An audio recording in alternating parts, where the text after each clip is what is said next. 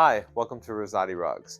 In this video, I'll be highlighting Hariz rugs. Now, Hariz rugs are woven in the northwest region of Iran near the border of Azerbaijan, and they're known for being extremely sturdy rugs. That's actually one of their main hallmarks. It's the fact that they have a very thick pile to them and they last for a very long time due to the construction of the weave. Now, when it comes to Hariz rug designs, generally you'll see that they have these bold geometric designs and a large medallion right here in the center, along with a unique border going along the edge. So when you take a look at this specific Hariz rug here, you'll notice that this border has these definitive designs going along the edge. This is known as either a turtle border or a samovar border because they emulate the Russian samovar that looks very similar to a turtle shell as well. And another thing to note about Hariz rugs is the use of earth tones with the colors that they have. So for example, you'll see a lot of rust, red, brown, some blue, some green here and there. For the most part, you'll see a lot of these earth tones when it comes to antique Hariz rugs.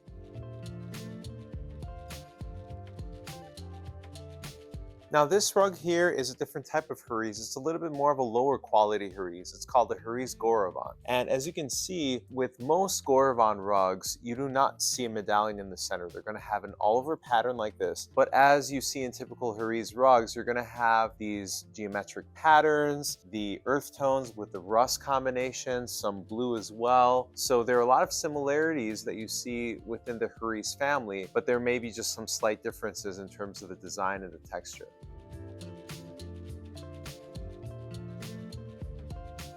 If you enjoyed watching this video, please like, share, and subscribe to our YouTube channel at Rosati Rugs.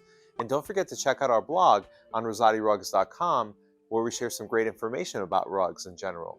Thanks for watching.